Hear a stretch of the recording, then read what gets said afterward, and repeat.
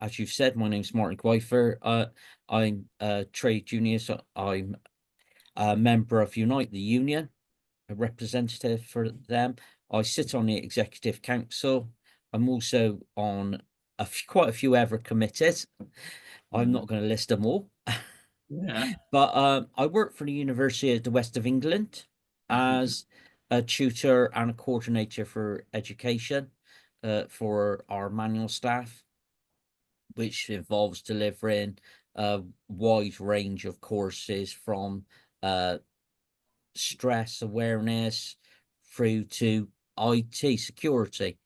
I am dyslexic, as well as a few other neurodiverse conditions, and as well as suffering from a few conditions around migraines, which are related to to my dyslexia as much as anything else, with stress and mental health, depression. For me, the biggest thing is my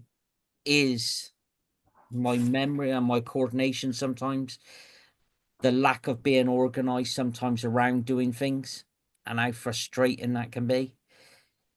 I try to be as organized as I can be, but sometimes I find that my short-term memory, remembering what I'm going to do from 1 minute to the next, sometimes can be a bit of an obstacle. I find ways around it.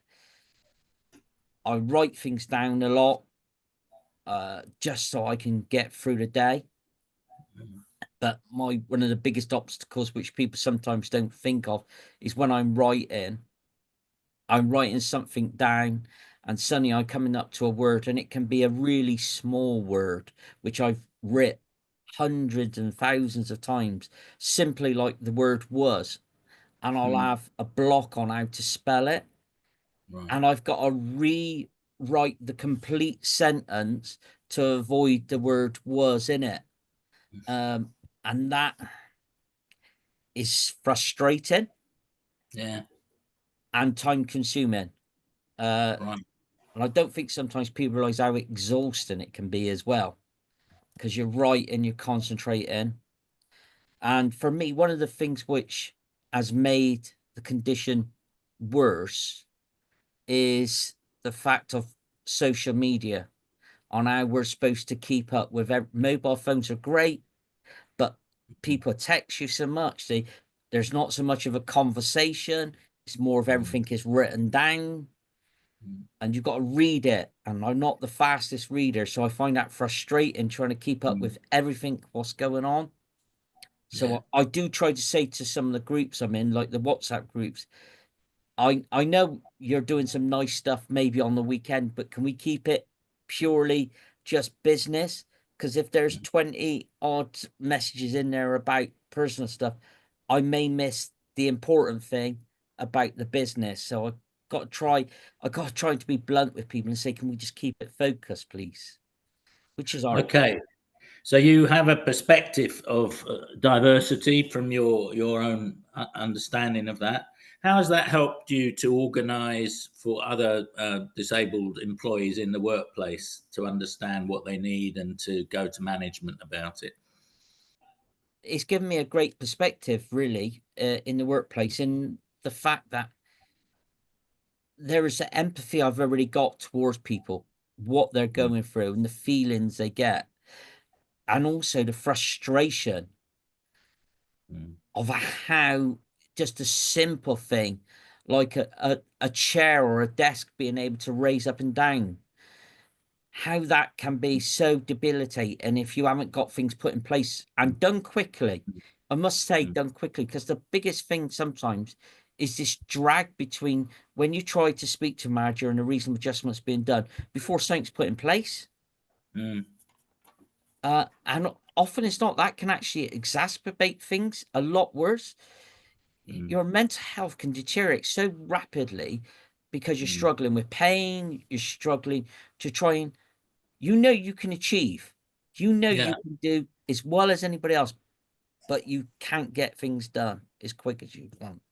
How has it been sort of getting your Unite is a large union, one of the Yes. largest, and how's it been getting your non-disabled colleagues, both in your workplace but more in your region and in the union generally, to understand the needs of disabled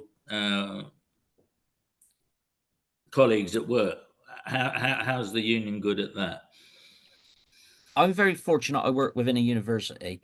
So we're Mm, very proactive within the university with having staff networks mm, uh, around. We've got a disabled network, we've got a mental mm, health network. We've now created a neurodiverse network, which I was one of the founders of. mm, So I'm very lucky within university that we do promote it and we really do look at these things. mhm, Uh, and across the Southwest, it's been really well received in the fact of we've got some good campaigns going on.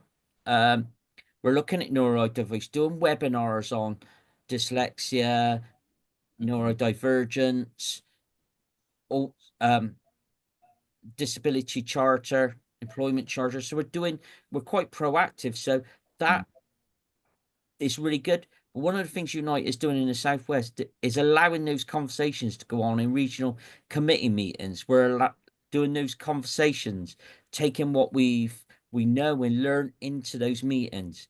And also, the Southwest does lead on a lot of policy, try to lead on policies going forward the way up through the union to the Executive Council. So we are trying to do as much as we can. Yeah. Have you seen things improve over the time you've been a member?